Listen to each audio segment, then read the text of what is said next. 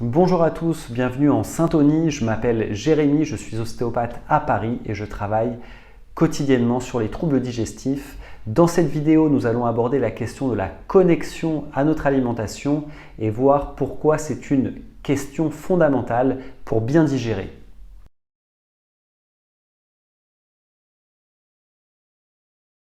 Notre alimentation, elle détient son histoire. Une histoire qui débute lors de sa production, qui se poursuit lors de sa commercialisation et qui se termine lors de sa consommation. Nous, citadins, nous n'avons que peu d'emprise sur la production alimentaire. Alors le peu d'emprise qu'il nous reste, il va falloir l'exercer, il va falloir bien l'exercer lorsque l'on va faire nos courses ou lorsque l'on consomme nos aliments. Pourquoi? Parce que l'on détient le pouvoir de conditionner notre organisme à la tâche qui l'attend.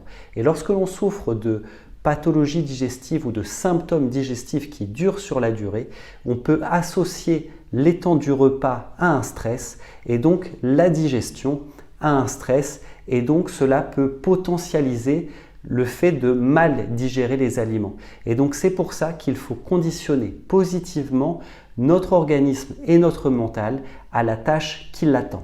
Pour illustrer un petit peu plus la question de la connexion à notre alimentation, on peut prendre l'exemple d'un chasseur-cueilleur qui vivait il y a quelques centaines de milliers d'années. Lui n'avait pas de normes sanitaires pour pouvoir se nourrir. Il était obligé de faire appel à ses sens, son toucher, sa vue, son odorat, son goût, pour être sûr de pouvoir consommer les fruits ou les légumes qu'il trouvait dans la nature. Et donc, il avait un rapport, un sens instinctif à son alimentation qui, je pense, était peut-être beaucoup plus développé que le nôtre, car nous avons la possibilité d'avoir des règles ou des normes alimentaires qui nous permettent de manger plus tranquillement, mais qui d'un autre côté peut-être font qu'on fait un petit peu moins appel à nos sens pour manger parce qu'on a un certain confort de s'alimenter avec les produits que l'on trouve autour de nous. D'ailleurs, pour continuer sur les chasseurs-cueilleurs, il y a eu récemment un reportage de France Culture sur le microbiote intestinal où une scientifique a parcouru le monde entier à la recherche d'échantillons de sel afin de les comparer et elle s'est rendue en Afrique dans une tribu de chasseurs-cueilleurs pour leur demander et ils ont tous été capables de lui remettre un échantillon dans l'heure. Cela montre un petit peu la connexion que ce genre de population peuvent avoir avec leur intérieur et leur cerveau viscéral. Peut-être que c'est en lien avec la nourriture qu'ils consomment, peut-être que c'est leur lien très proche de la nature, peut-être le fait qu'ils aient un petit peu moins de charge mentale que nous. En tout cas, je serais curieux de voir si 30 personnes autour de moi pourraient faire la même chose. Un autre aspect fondamental concernant la connexion à notre alimentation, c'est l'abord des repas. Dans quel état abordez-vous votre repas? Sortez-vous encore dans le stress de votre dernière réunion ou êtes-vous devant votre ordinateur en train de manger ou devant la télévision?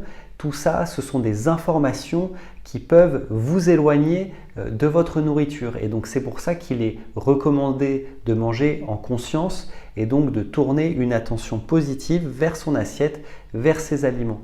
D'ailleurs, pour donner un petit peu de profondeur à tout ça, on peut prendre l'exemple de communautés en Amazonie qui, dans leur coutume, à chaque fois qu'ils vont cueillir une plante ou un fruit, eh bien, ils vont remercier la nature de leur donner ce précieux bien pour se nourrir. Et donc, ils sont dans une connexion avec l'alimentation, avec la nature, qui les fait évoluer dans des sphères complètement différentes. Et je pense que ça pourrait être bien de retrouver un petit peu ça. D'ailleurs, chez les catholiques, il y avait le bénédicité. Avant de passer à table, ils faisaient une prière pour remercier Dieu et la nature de leur donner ce repas, de leur permettre de se nourrir. Et c'est presque un aspect méditatif qui, selon moi, permet de rentrer dans une autre dimension avec la nourriture et peut-être de renforcer un petit peu la digestion.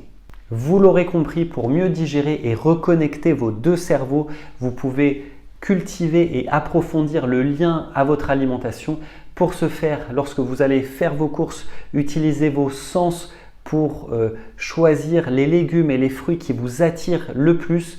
Vous pouvez aussi visualiser la nature dans votre assiette ainsi que les éléments dans votre assiette.